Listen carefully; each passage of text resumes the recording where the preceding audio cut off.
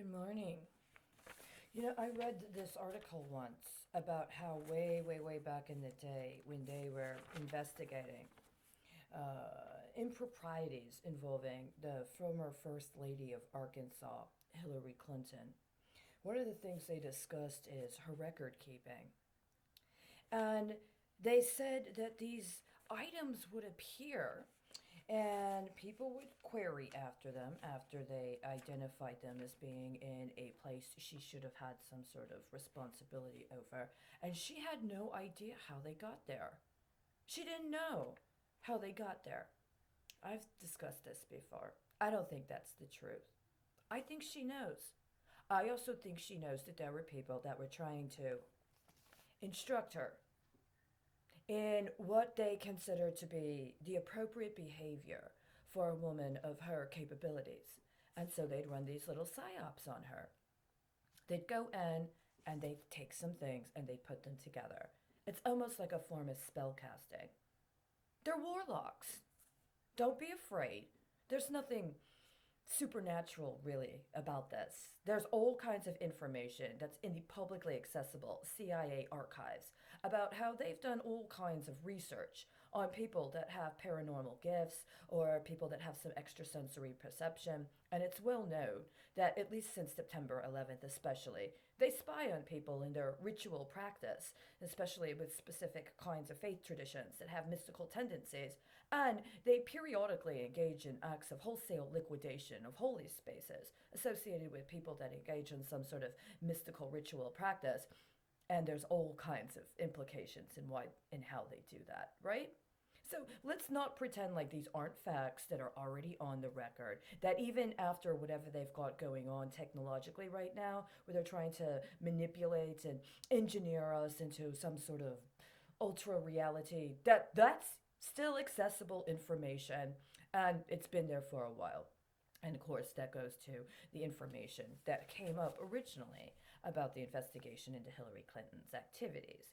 I'm sure it was a difficult thing to be a woman as brilliant as she was, to be subjected to that kind of scrutiny, and to also have the cool, like the little veiled threats that would come periodically that would, on one level, not seem to make sense, and then probably get some sort of a support or reassurance of how brilliant she was. That seemed sincere, especially if it was coming by somebody that treated her nice and sweet.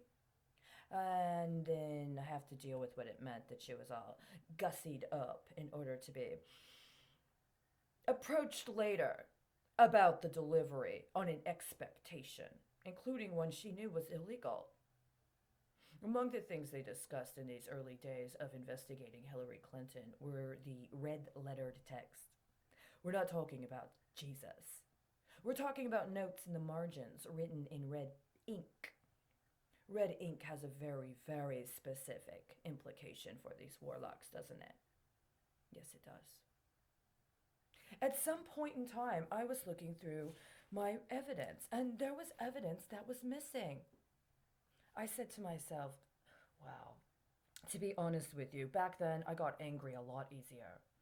I was very upset. This was very important evidence because not only was it itself evidence, but at the time I found it, I suspected that what was happening is that somebody had been engaging in something very highly illicit and illegal. And potentially the kind of thing that other places would identify as war crimes and maybe seek some sort of prosecution. It was a terrible situation. It had to do with genetic engineering. It had to do with intentionally making certain groups of people sick so that they could be tested. But more than that, it had to do with intentionally making certain groups of people sick in order to test biological weapons. This was June and July of last year. I know because I took notes around that time, right? I was specifically concerned because there had been a footnote in an article that had a very important named reference that 20 years ago meant almost the entire opposite of what we're supposed to believe that named reference means today. And it had to do with weapons development, and the article was dated for, if I'm not mistaken, exactly 5 years before Hurricane Harvey, right? So now we're in this very, very interesting situation because I found that evidence. It was in the Christmas items. Yes, looking for the Christmas decorations. But you know what else I found? I found the first time I attempted to report that disgusting broker downtown for being involved in questionable activities. It was concerning to me because the number I was given after he told me to check in with that organization had the same last four numbers as somebody I used to know when I was on the street. So every time I would contact his cell phone, they had a piggyback on it. And every time I would talk to my friend, it was a completely different racial profile. It was a completely different background. And then I would have to spend anywhere from 2 to 12 hours processing some current that's part of some completely unconscionable life insurance paradigm, wherein he, who's a Christian, is supposed to be brokering a resurrection of a life insurance policy if somebody died. And it didn't matter that the person whose policy he was working wasn't a Christian. The whole point was it was a non Christian that died. But because he was a Christian, he was going to resurrect them and they would find life again. The problem is, he and I were on the streets together for years, and he never got to finish getting his license. Something would always come up, like they stole his passport, or he ended up getting made homeless through no fault of his own, or you'd go down to make a report, and the ladies at the desk who fit the racial profile, honestly, that was constantly piggybacking off of him, would do some sort of secret deal with his identity that I'd have to track from another computer concurrently. But of course, he and I would always get frustrated and angry with each other after a certain amount of time when I would try to call him somehow. The reverb, the response on the bandwidth was always something terrible and horrible. And it was supposed to believe that he and his friends had used me to get back at Hillary Clinton.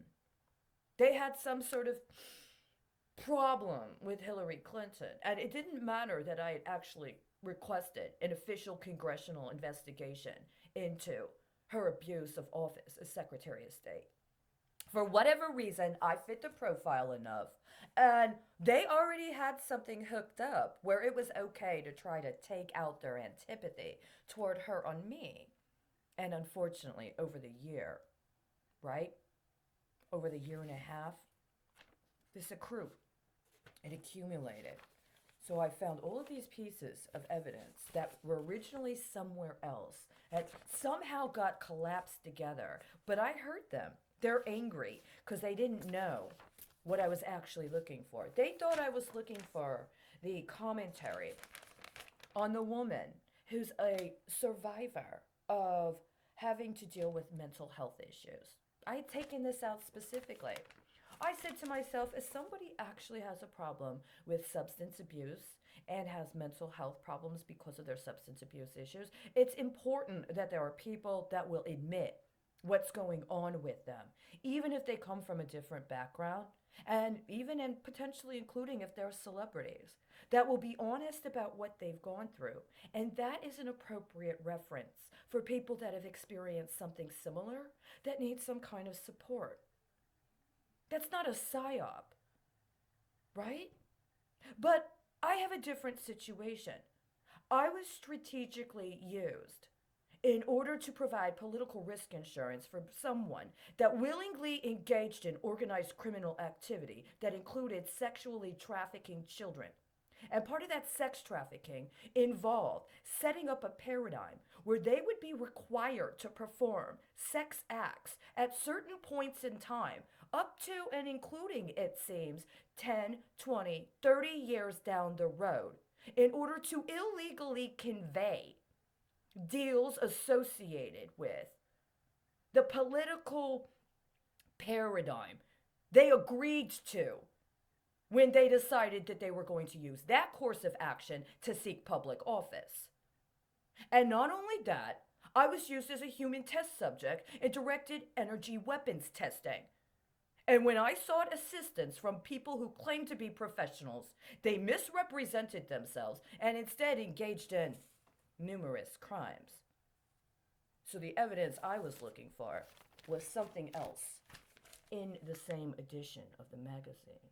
Now, if you get access to this edition of the magazine, you'll be able to find what I was looking for.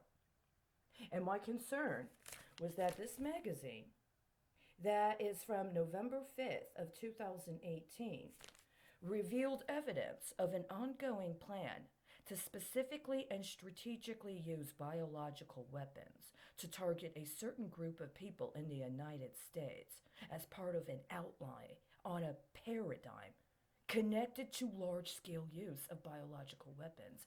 And I was not alone.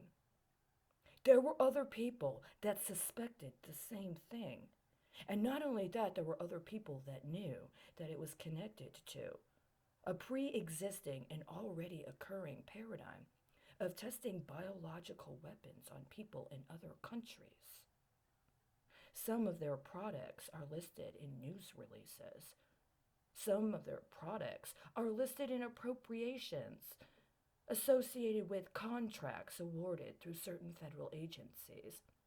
Some of those deals involved legacy products that were brokered through teenage girls protesting for climate justice. See, that was last year. Last year's salespeople of these products were young, beautiful, light-skinned women looking all vulnerable, protesting against climate injustice. And who were this year's brokers? Huh? Yes, I know, right? I'm sure if you're one of those old men that has history in retail, you might feel a little put off that you're not getting the good deals those teenage girls are getting or those Black Lives Matter activists are getting. But you know what you're doing, assholes. You know who's doing it. It's a big difference. Look it up. You might find it. I want to thank you, gentlemen, so much for my other Christmas present.